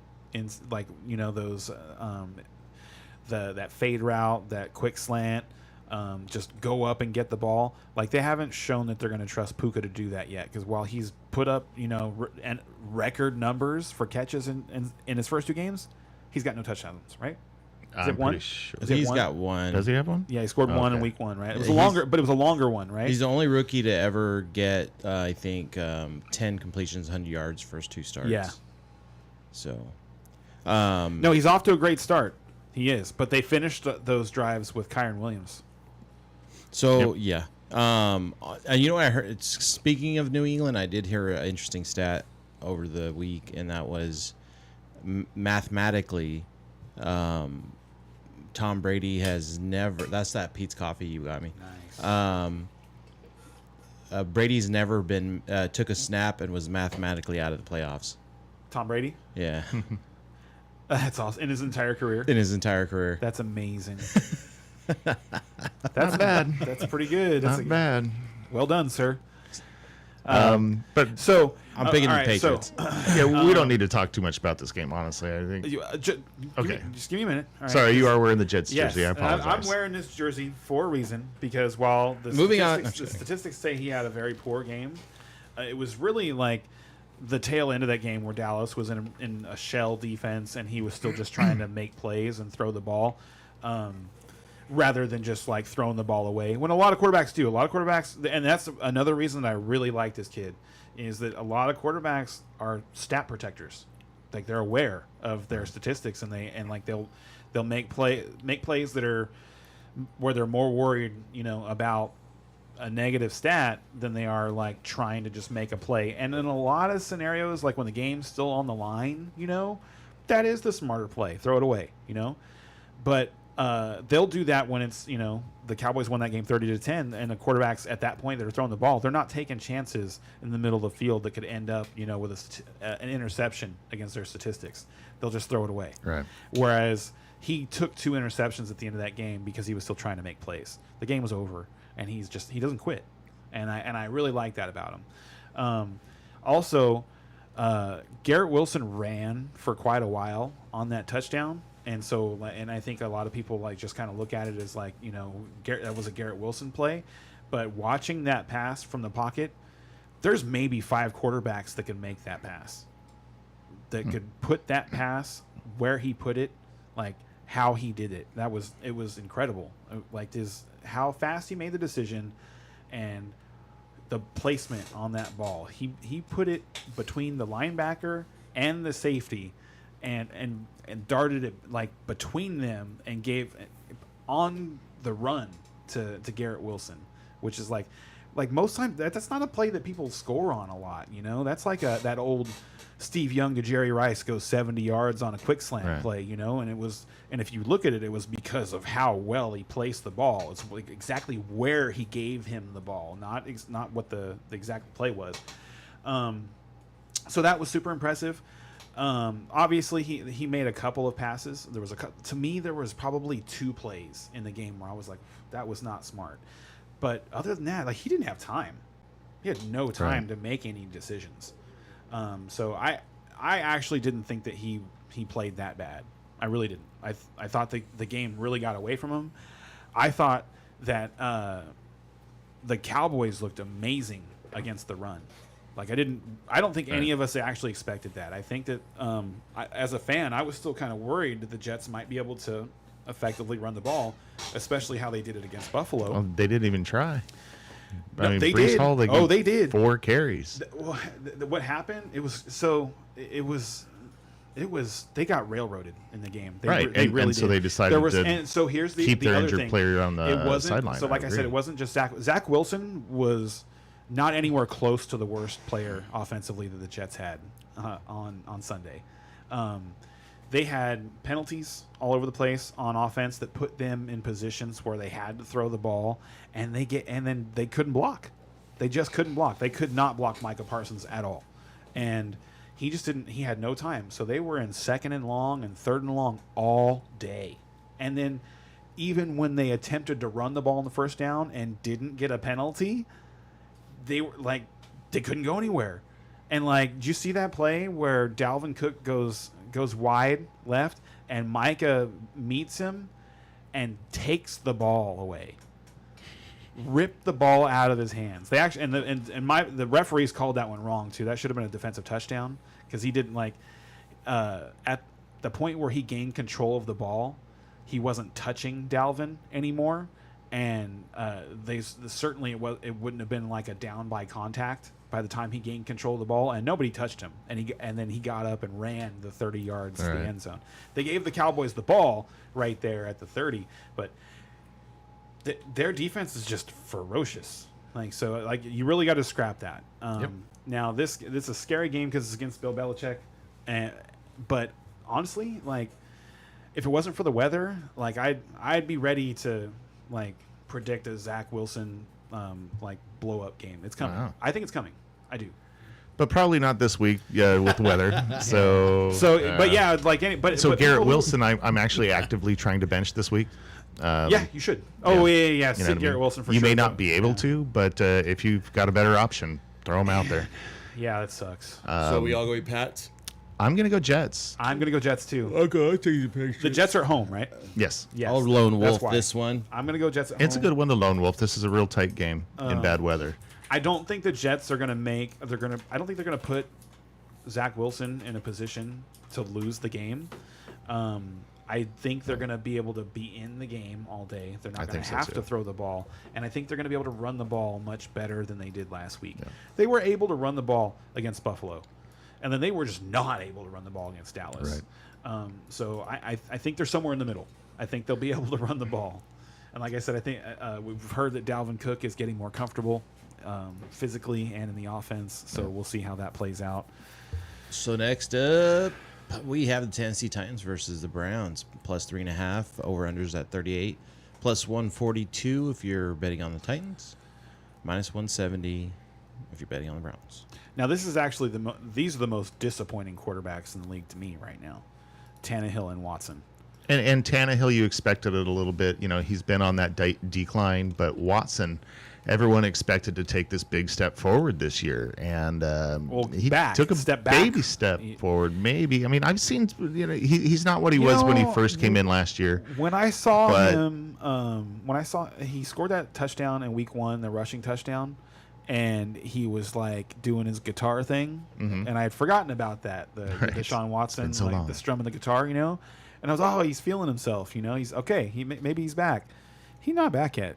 For sure, he's not like, his decision making has been much worse than Zach Wilson's. It has. It's been awful. He hasn't had to pay for it as much, but yeah, it's been really bad. Tennessee side, I don't want any part of this game. Really? I don't like. No, I know this is a hard one to predict. In my head, I'm like, I don't even know who I want to take here. I think I want Tennessee, but I think I want Browns pass catchers. But yeah, you're right about that. It is a pass funnel defense for Tennessee. Exactly. So I think you want Cooper. I think you start you can probably start Elijah Moore this week. People ran away from Njoku already, probably, but I did not, and I'm going to start him this week. So, I still have hopes for him. But if they're not able to run the ball, it could be really tough. Like it could be tough. They could make this pass funnel defense for Tennessee look decent today, and that's where I'm at. Is you should be wanting to start these Cleveland pass catchers, but man, I just don't feel great about it. Definitely not in DFS. You're doing it in redraft. You're starting them, where you have them in Dynasty, but in DFS I'd be totally out. Yeah. And then on the Tennessee side. Hopkins is starting, so you're going to throw Hopkins out there, and obviously you start King Henry. Yeah. But you're not happy about what's going on right now because I feel like he's getting his points, but he's it's not looking very Derrick Henry like. Right. We haven't seen nursing his toe issue, and we have because he's not running people over. He's not he's getting tackled a lot by the first guy. So you guys going? I hate this game. I don't want to pick this game. I'm going to take Tennessee. I'm going to. God dang it! I'm trying to get a lone wolf here, but yeah, no, I talked myself into Tennessee on this one. All right, I'm taking the Browns. So Tennessee's I got at two. home, right? Tennessee's at home. Yeah. No, No, they're in Browns. Cleveland. Yes, No, Browns are at home. They're in Cleveland. I think they're at. Give me my Tennessee. lone wolf. No, I'll take Cleveland. If they're Yeah. in Cleveland, I'll take Cleveland. All right, that's my lone wolf then. I love it. I actually think they're at Titans. The way this is usually the first team red is as the home game. thought the Usually. bottom I team want is- the home team in this game. Okay, so let's figure that out real quick. These teams are bad. I want the home team. We're gonna find out where we're playing at here. Probably something we should. It's know. in Cleveland. It is Yes, okay. yeah, So the I bottom can't. team's the home team. So Ken, which team you picking? Then Browns. I'll take Cleveland. Okay, so this is Brian's lone wolf game. So far. Finally. Honestly, this is a tough week to get a lone wolf because a lot of these picks seem obvious. There's quite a few large point spreads this week. Yeah, a lot of favorites going here. And before we move on to the next game, quick question: Kincaid or Porta as the Laporta. starting Porta. tight end? Okay. Yeah, that's yeah. Kincaid might be good someday, but right now Laporta is definitely getting 5 catches a game, and he's a big piece of that offense. So I like Laporta. Next up, we have the Saints and the Packers. Saints -1, over under 41.5, -118. If you're This betting is- on the Saints, -102 if you're betting on the Packers. This is one of the games that's difficult to pick. I agree. Well, honestly, no. I like the Saints here. I like what the Saints are doing. I like the Saints D. I think that offense is just going to keep getting better. Definitely very curious about Condre Miller today. And see how involved he's going to be here. How good this kid really is. And Packers, to me, like they're at home, which makes this a little interesting. But Aaron Jones is back. Aaron Jones is back. I think Watson's supposed to play today. Watson is not. Really? Oh, you know what? We should. I can get the injury That's report good. up Thank here you. if you want to. Yeah, you could. If speak you could do here. that'd be great. We're not sure if Watson's back, but the Packers are liking their other guys too. Jaden Reed's been looking real good, the rookie. You know how I feel about Romeo Dobbs. He had a down week last week, but my Packer guy that I talked to, when I ask him, who his favorite receiver is, like he thinks that Watson is the most dangerous, but he likes Dobbs the most, and that's over the rookie Sorry, too. real quick, pertinent information. Aaron Jones out. Oh, Christian out. Watson out. And we are then out. on the Green Bay. Packers. Saints it is. Yeah, because at this point, I'm out on A.J. Dillon. You, Yes. Oh no, I said it last week. I'm not even- OUT. like dynasty-wise too, right? You're Yeah. done. Oh, Yeah. done. Oh, So, that's yeah. nothing to do with that guy. I sold him last year. I wasn't Yeah. happy about that. I got a second-round pick, I think. Okay, so we're all gonna pick the Saints. Basie's got the Packers. Okay, and before we move on to the next game, I'm just gonna go down the injury alerts here. Okay, quarterback Bryce Young out. We knew that. Richardson out. We knew that. Joe Burrow was game time decision, which we really need to know, but We won't know till tomorrow. yep, till right before the game Yeah, you should be starting somebody else. Like Agreed. if you've got Yeah. Joe Burrow, you should start somebody else. for sure. Running backs: Eckler out. Aaron Jones out. Montgomery out. Justice Hill out. Ahmed out. Akers out. Cordell Patterson out. Pacheco expected to play. And Jamal Williams IR. All right. Christian Watson out. Jalen Waddle out. Remember that one? Odell's out. Zay Jones out. Amon Ra, if you didn't know, Amon Ra is out. Or I'm sorry, he's in. I was in. like, I what? apologize. There's so many outs. I gotta go. No, Amon Ra, have him Amon Ra everywhere. is in. Josh Reynolds in. Hopkins, that's a big one. He's in. Curtis Samuel in. Who cares? Whoa. Curtis Samuel? Dude, You they think that's- love him. He's leading the team in catches. Curtis Samuel is? Yes. Okay, that's news to me. I have to take a look at that. I'm going to double check that. I'm going to All bet right. that right now. But I'm pretty sure. DK Metcalf is expected to play. That's important. Kadarius Toney, we still don't know. He's in the later game. And Puka Nakua is expected to play on Monday. So 8 catches for Samuel. So I think McLaurin is actually the leader, That makes more sense. but he's not. But still, 8 catches is relevant. McLaurin has 7 catches. Ah, Yeah, so Samuel's That's the funny. leader. Boom, called it. Told you. Rivera loves him. Like he drafted him in Carolina, came over as a free agent. They paid him when he came over, and it's like it's been quiet because of like injuries and issues with their offense and not having a real quarterback. But I just still hadn't heard his name talked about at all this year by anybody. So I told you, I'm right here. and real quick on tight ends, Irv Smith is doubtful for tomorrow, and Dang it. Logan That Thomas just ruins is my out. team. Logan Thomas being out for the Cole, Manders is huh? just Logan Thomas out for the Manders is actually kind of Cole interesting. Turner, DFS. baby. Pick up there that you go. Cole Turner. Actually, he looks good. I like. He I looks like. good I have for him. 2,600. I haven't. Oh, you're playing him today? Yeah. That was so. I knew there was a cheaper tight end for me to play than Troutman, and yeah. that was the one I forgot about. I have him in a couple dynasty leagues. I'm actually super excited about Cole Turner, and and he's got he came in with Howell, so they're buddies. Oh, okay. Yeah. So. Yeah. Did not know that. So I'm excited to see what happens there. Like now that Logan Thomas is actually out. Yep. So Cole Turner is a very, very, very, very, very good play in DFS this week. Okay. Love that play. There you go.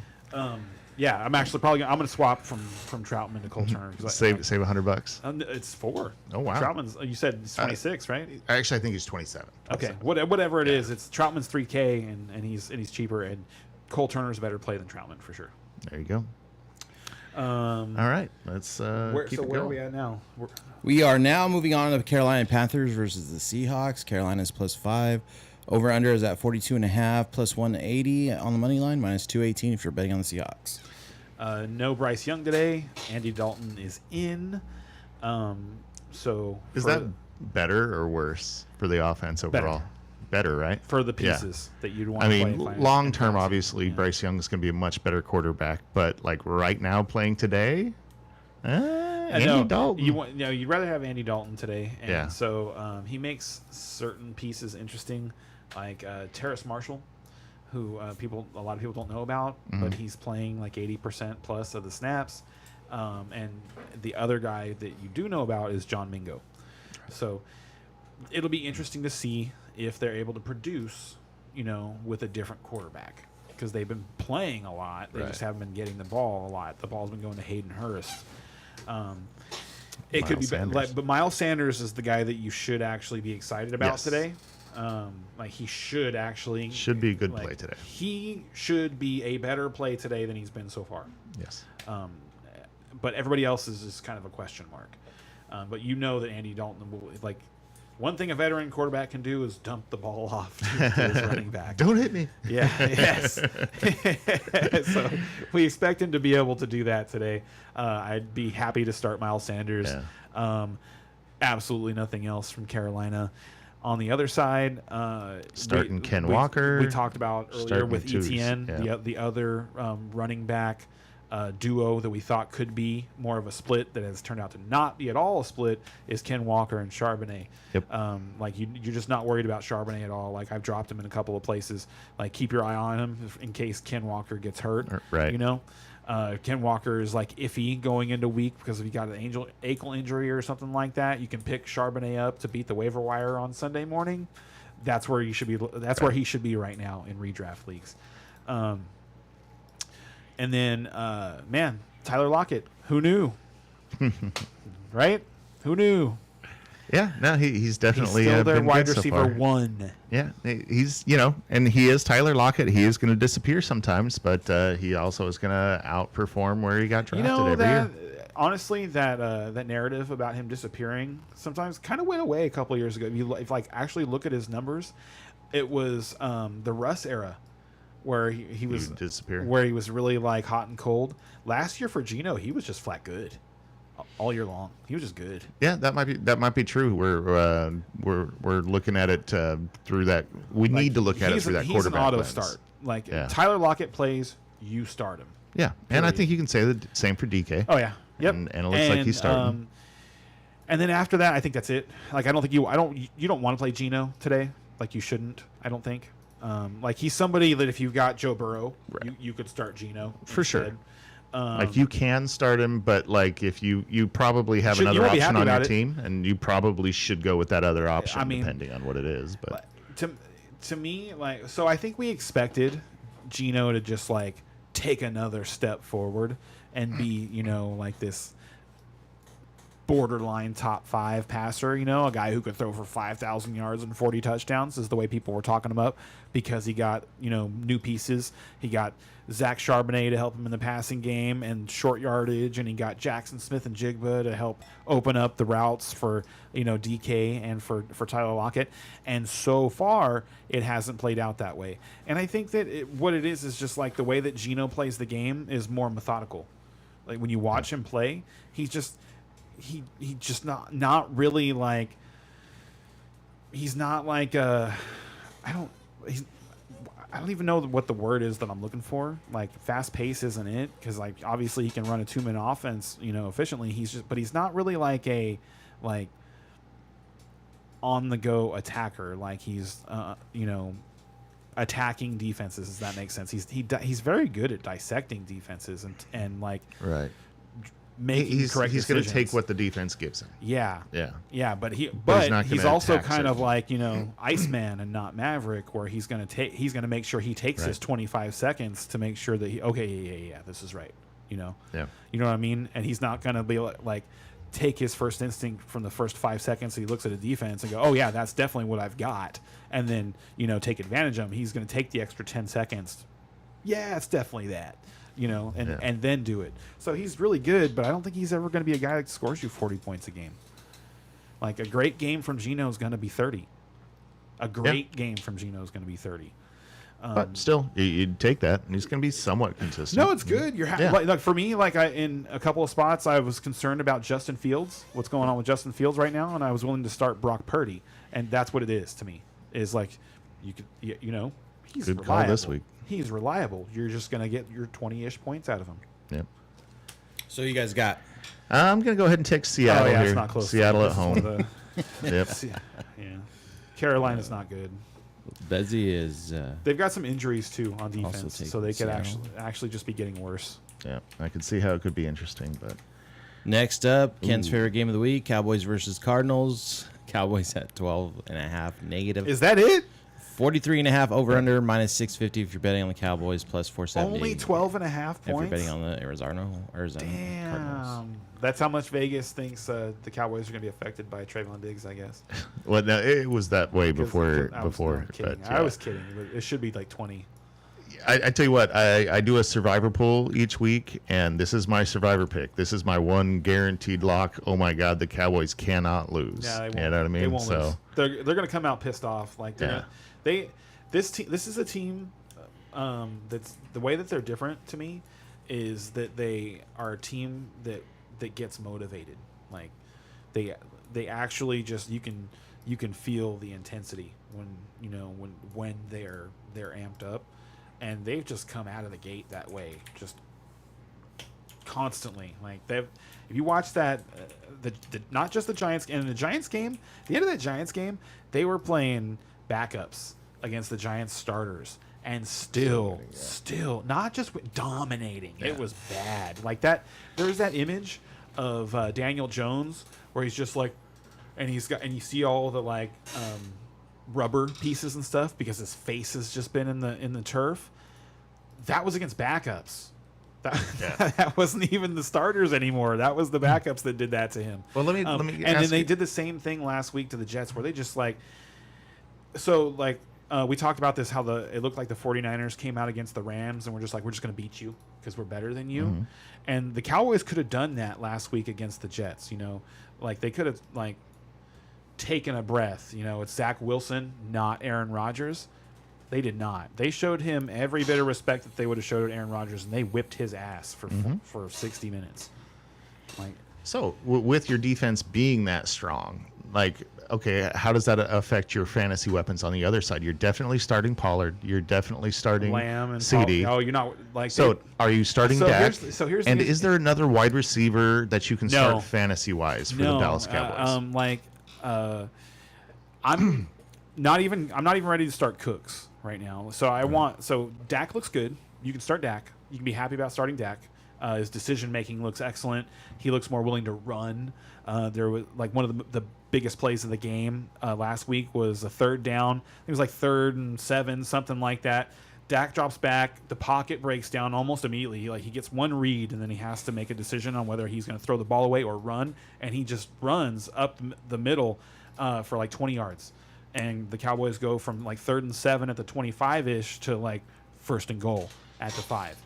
And then I think we got to 3rd and goal, and he just very decisively finds the tight end out on the flat, as like his 2nd or 3rd read. I think it was like boom, boom, all the way to the left, and found Ferguson. And is Ferguson somebody we should be keeping our eye on? Or? No, and I was going to get to that, and they like all their tight ends, and I said this before. They like Ferguson, they like Hendershot, and then they've got the rookie Schoonmaker they all touched the ball inside the red zone against the Jets, and 2 of them Which scored. means stay away from everybody. Yeah, you're gonna. So that's why I say. So when the Cowboys get inside, they're gonna do a couple things that piss people off fantasy wise. They're gonna go to these tight ends, and they're gonna go to Deuce Vaughn, because it's like you can't see him. It's like they're not going to him to overpower people, but from like the 5-ish yard line, they're willing to give him the ball on the ground. How many carries does he get in a game? 5. About 5? Yeah, he's gonna touch the ball about 5 times. Okay. Tony Pollard is getting the work. And then they have Dowdle to come in and spell him, and they like Dowdle. He's a little bigger, so he'll do the short yardage too. Okay. But Tony Pollard can do it all, and he looks awesome. Yeah, no, he does look good. He looks awesome. And to start the game against the Jets, it was Tony Pollard run, Tony Pollard catch, Tony Pollard run, Tony Pollard catch. Yeah. Before they went to started the CD party, but if you and CD was just open all day against the Jets. Wow. So That says something. yeah, he's And don't start any Cardinals, by the way. Yeah, CD has a chance to be wide receiver 1 this year, I think, because he's going to get the volume this year. Like he's going to catch 115 balls this year. How many catches has he had so far? 23 or something Has he like really? that. Yeah, Okay. it's crazy. It's a lot. He usually doesn't have that many Yeah, catches. that's a lot of But volume for it's him. it's been for a while. It's something like dating back to last year. I think it's like I want to say if you go back to the game that Dak came back from his injury, CeeDee Lamb averages 7 catches and 95 yards and a half a touchdown. So he's putting up alpha numbers. Yeah, those are good. All right, sorry, moving on. Next up, Bears and the Kansas City Chiefs. We're done. Bears. Start Plus- your Chiefs defense in DFS, people. Yes. Bears plus 12.5. Over unders 48 plus 500 if you're betting on the Bears. Minus 700 if you're betting on the Chiefs. Yeah, and it's weird. Chiefs are going to dominate here. They're at home. That defense is going to be great. You're starting Mahomes. You're starting Kelsey. Honestly, after that, it's hard to start anybody Pacheco. else. Pacheco, you can You should start, start him. but I'm They- not they- excited about it. They're giving him. He's got a number of goal line carries though. Yeah. So like they're actually giving him the ball at a rate that they hadn't been giving their previous running backs inside the green zone, as they like. If to you say. drafted Pacheco, normally you drafted him as your number 3 running back. You know what I mean? Well, So do you if think were- Pacheco if- cracks if your you lineup went, this No, week? because if you went 0 RB or Well, hero I know, but RB, in general, though, he's probably generally a number 3 RB. Do you think he cracks into the top 2 this week? Okay, so yes, I think he's a top 20 start this week. But I do disagree with you because to me he's exactly in the same line as guys like James Cook. Like you drafted him, and if you were going to draft him, that's where you got him. You got him in the same spot that you drafted James Cook. There are a number of drafts that I had where you could have where he went in the same range as guys like James Conner. So, Question. So Pacheco, you should be ready to play. Okay. If you have him, you should play him. What do we Herbert got? or Pierce for running back 2? Drop Khalil Herbert, actually. Yes, yeah. Wow. Khalil Herbert's losing his job to Roshan Johnson. That's the biggest thing we can talk about today, fantasy-wise, like impactful the rest of the season. If Roshan Johnson's available in your league, go get him now.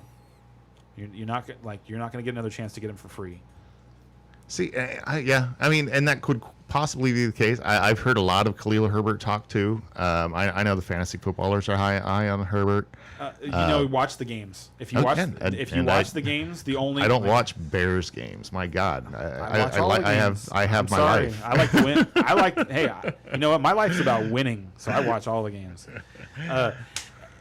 And Roshan Johnson is just head and shoulders above the other two running backs. So it's just a matter of whether or not they're going to trust him.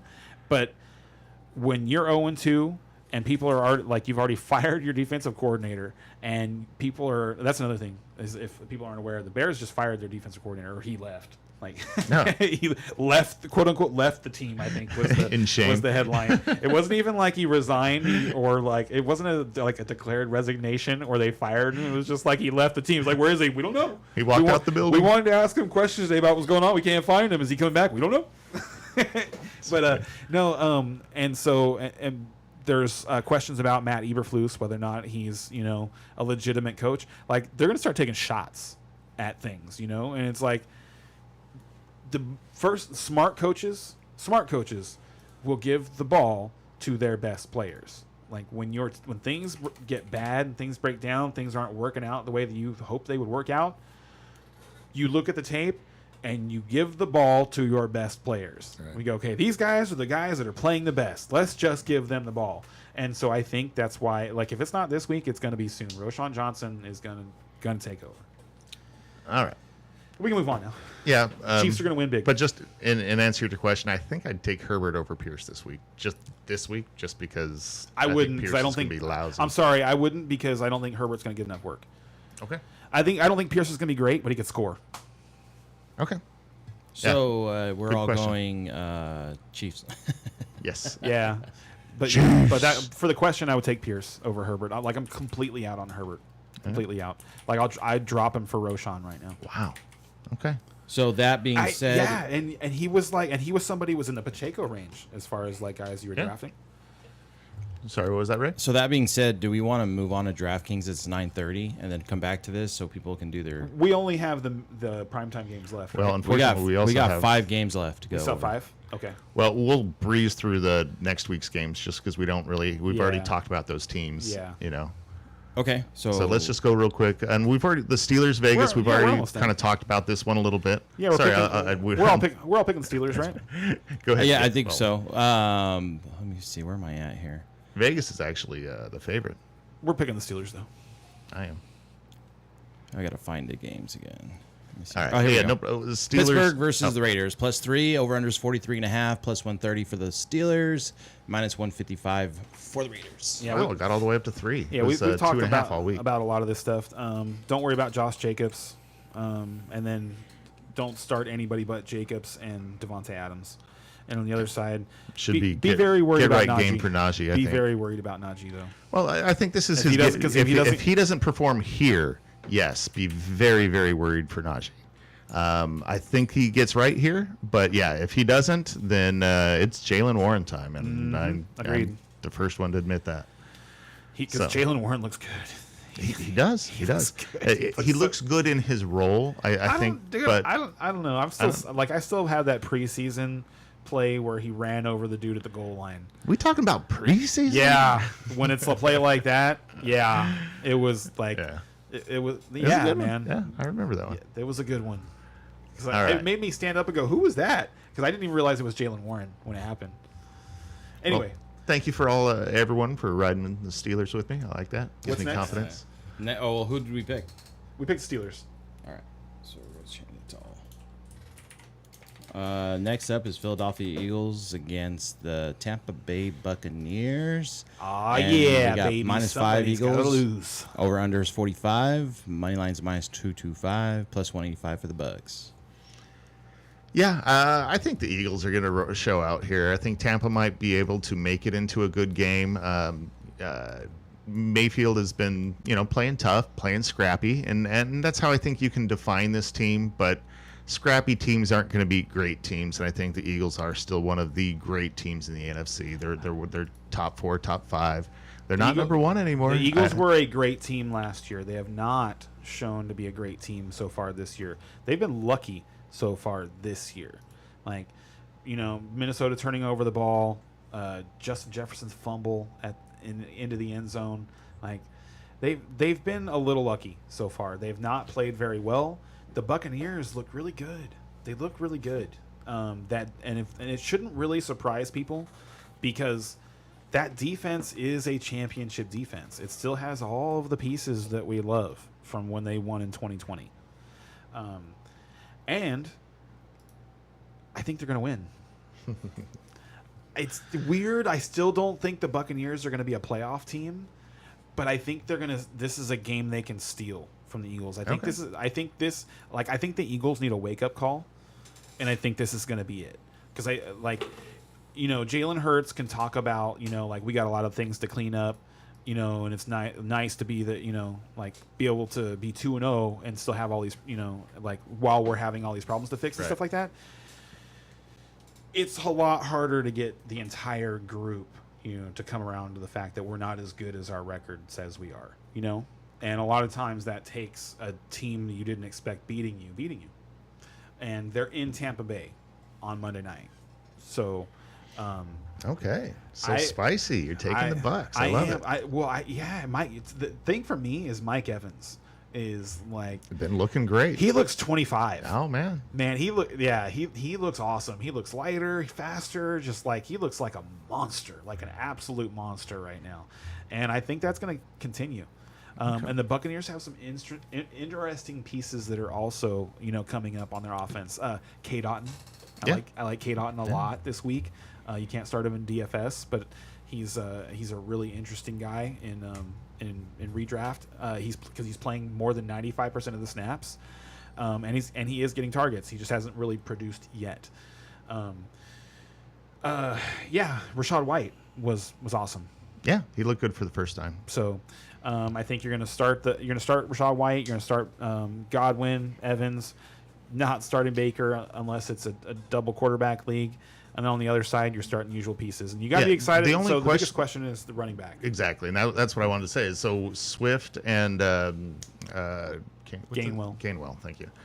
Swift and Gainwell. Gainwell's coming back. Gainwell had all the carries in week 1. Mm-hmm. Swift had all the carries in week 2. Both looked good. And Sirianni says they're going to ride the hot hand. Right. And we have no idea exactly what his idea of running hot and running cold is, so it could be he's not running hot anymore after 2 drives and Gainwell's in, or it could be he's not running hot anymore after 2 games and Gainwell's back in. We don't know yet. Really hard to predict. I would lean Swift just because of the Gainwell injury. But. Well, and he also said we're going to ride the hot hand. And that the hot hand is Swift. Right. So if you're going to play an Eagles running back, it should be DeAndre Swift this weekend. But we don't know how long that is going to last. Yeah, be but cautious. The great thing is that we feel like we've got it figured out now. Is that we've got yes, we know which 2 it is. Yeah, and that is fine. And it could end up being more of a split too, and both of them have looked good, so that could be good for fantasy too. It could end up being a situation where there's more than one Eagles running back that you can start. There you go. Because that happens every year. So I think everyone's taking the Eagles except Ken. Is that right? Yeah, This is going to be the gamble. This is not a hate pick. This is just that I've seen a Buccaneers. It's a little bit of a. No, hate it's pick. actually not. It's really not. This is it's really not. It's just from what I've seen and how the 2 teams are playing. The Buccaneers are playing like a team looking for respect, and the Eagles are playing like a team that trying to get it back. Not even that. No, they're playing it's weird. They're not because they are so talented on the defensive line. It didn't make any sense that they weren't able to put more pressure on Kirk Cousins. Right. I didn't understand that because the Vikings offensive line is terrible. So I don't know. It doesn't feel like they've got that sense of urgency. You know, they're not playing with the same energy that the Cowboys are playing with in Dallas, and the Buccaneers. So I think they're susceptible to getting beat by a team like the Buccaneers. Okay, and I don't think it's out of the realm of possibility, but I'm not betting on it. So go ahead. Rams versus Bengals plus 2.5 if you're betting on the Rams. Over under is 44 plus 124 if you're betting on the Rams. Minus 148 if you're betting on the Bengals. Man, this is the game I least want to pick because it's like it's so night and day. Like it's Burrow it's the Bengals if Burrow start, and it's the Rams if he doesn't. I agree. Right? And I'm going to say Burrow's not going to start. I'm going to take the Rams. I'm with you. A little bit of a hate. I'm kind of with you. Like, so here's the thing: the Bengals started 0-2 last year, and were like this close to being in the Super Bowl again. Mm-hmm. So they're probably not really that scared of being 0-3. I think if this game was a division game, Burrow would play. But that's the thing is it's Right. because it's an outside division game. And it's not even in a conference game. Right. It is the least important game on their schedule. Yeah. So much of it depends on where Burrow's at. Sorry, go on. Oh, I thought you were saying something. I was just where Burrow's at in his recovery, and there's just no way for us to know. I don't They're think he's not going going to to tell us. recover all year. I think he's going to be dealing with us all year. Good. Oh, I mean, that's bad. That's rough for him. Right? Should we move on? Should we move on? Yeah, let's do it. Detroit versus Packers is your Thursday night game. +1 is the spread on the Lions. Over under is 46. Money line's at +100. Minus 120 if you're betting on the Packers. Are we So in Green hard. Bay for this one? Yes, in Green Bay. So hard to pick. Gotta take Detroit just because. I was gonna go Lions too. Me too. Me too. I like the Lions. I think the Lions are going to start putting it together. Yeah, they're a fun team to root for. So They sure are.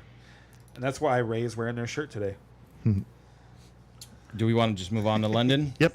It's a Puma shirt. London, Atlanta Falcons versus the Jags. Atlanta's at +3. Over This is under next is at week? 45.5. This is the London game. We'll be broadcasting during the game. Oh yeah, beyond. Yeah, Yeah. that's Plus right. 124 is the money line. Minus 148 on the Jags. Glad you thought of that one, Ray. I would have forgot. Wow. I'll pick the Jags. Well, I was gonna. Who's at They're at home? home. Yeah, they're Yeah, in London. they're That's home. the Yeah, Jags' they're home. The Jaguars. Oh yeah, and while we're on that, that subject, okay, it's not Jaguars, and it's not Jaguars. It's Jaguar. Jaguars. Jaguar. Jaguars. Oh my God, The it's not that Jaguar. hard to figure out.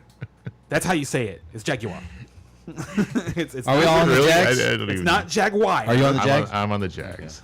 Yeah, they're at home. It's a Jaguar? good team this year. Yeah, God, I think Atlanta's sneaky. They're gonna. Some of these games we're picking against Atlanta, they're gonna pull out. I don't know. This if is it's the these two, revenge game, bro, for Ridley. But, oh, right. Oh, Ridley's gonna destroy them. I think. He's gonna try. Do we want to move on to our lineups? So you guys want Yeah, to talk it's about these definitely games? Okay. time. I'll go ahead Sorry and to go run first late, because I got everybody. mine pulled up. All right. Go for it, buddy. So it looks like I'll go ahead and start with my one-on-one. I had to do a last-minute change because one of the players went out. So I have Kirk Cousins as my quarterback, running back ETN, Walker, wide receivers Pittman, Gabe Davis, and Cooper. Tight ends Hawkinson. With my flex is Jonnu Smith, and Browns defense. And is that your tournament lineup? Oh, that was my tournament lineup. My bad. That was my Oh, tournament lineup. Okay, so you want to start tournament? Let's this just time? start tournament. Okay, we'll start because I tournament. messed up, so we'll start tournament. No worries. Let me bring my other. Okay. My tournament lineup. Now remember this. This is my tournament lineup. I'm playing against 100,000 other people. The game of the week is that 54-point over. You know what? under. No, that is my head-to-head. Oh, okay. That is my head-to-head. Okay, so You're go killing back. me, Smalls. All right, let me go back. Smalls, we are dead. All right, I'll say. Do you have yours? I do. Okay, go ahead. It is okay. So again, we were talking about that game, so, that 54-point game. I'm definitely targeting that game. So I'm going to go with Kirk Cousins as my quarterback. We talked about ETN being a good start at running back. I'm going to go ahead and go with that. I think Miles Sanders is going to get some good work at a good price there. I took him as well. Tank Dell at 3,600 is just a steal this week. The volume that he's been seeing, he should be more than 36.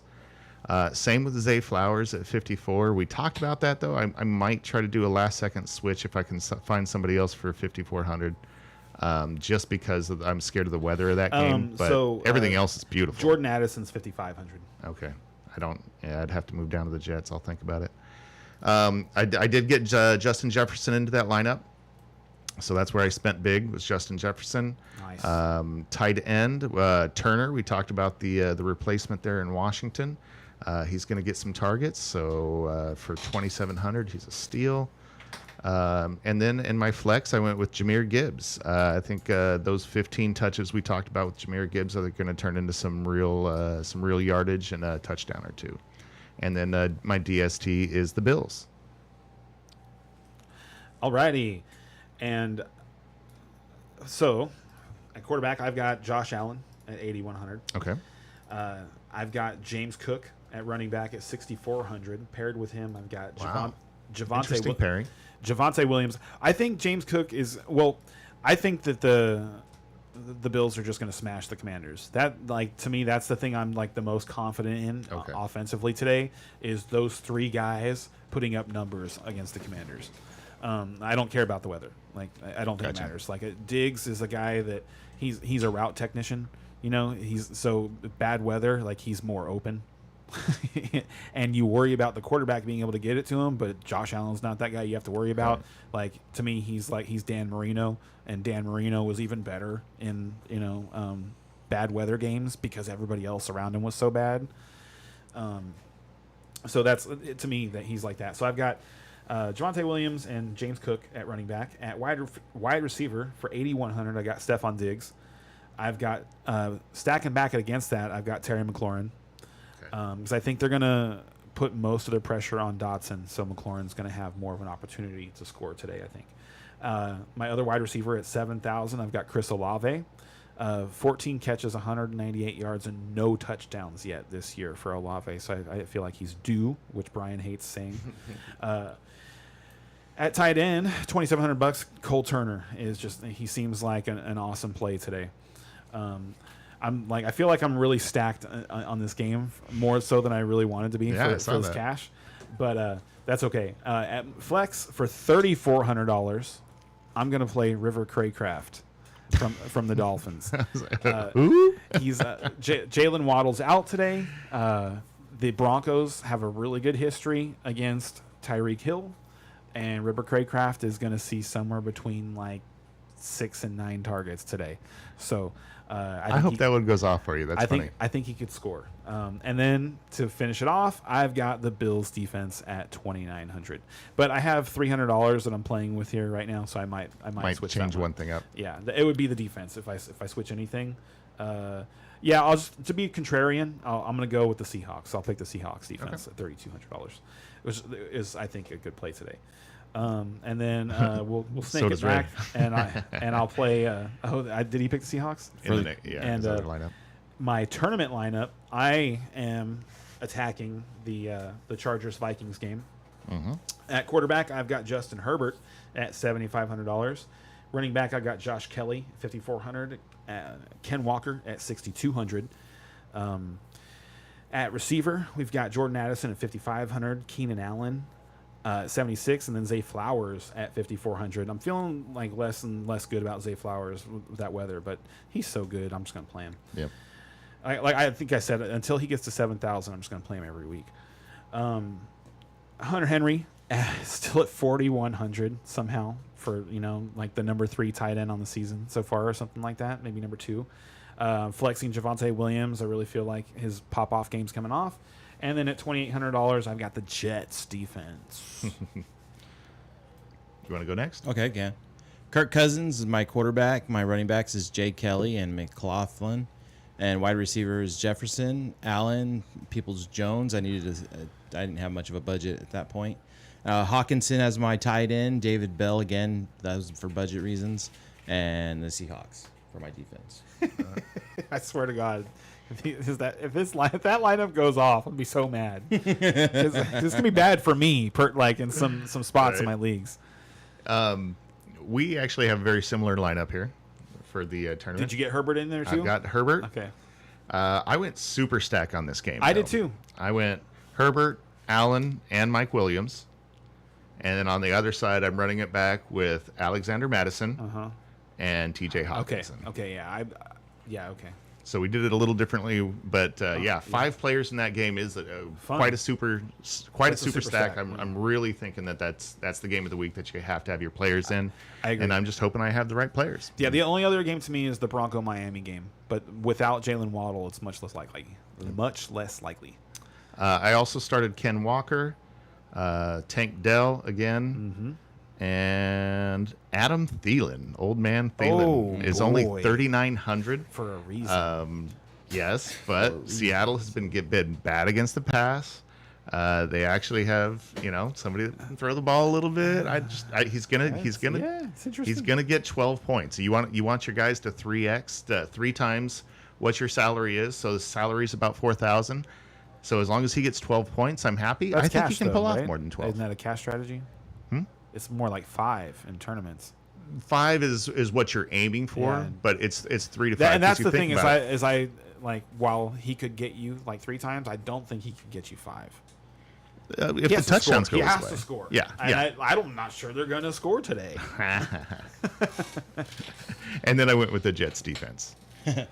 So I think we got one question I don't think we ever got around to before we. Well, we apologize for not getting to and it. if we did, then we'll do it again. Sutton or Dotson as flex? Dotson. Yeah. And that is fairly no, you know close. what? But No, I'm sorry. The weather's bad.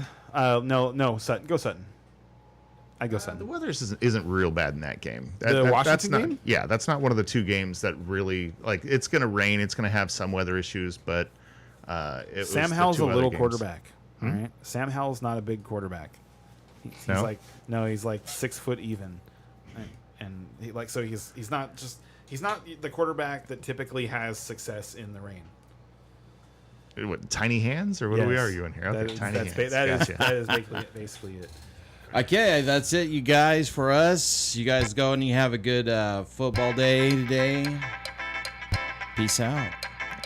Thanks for joining us, guys. Love you.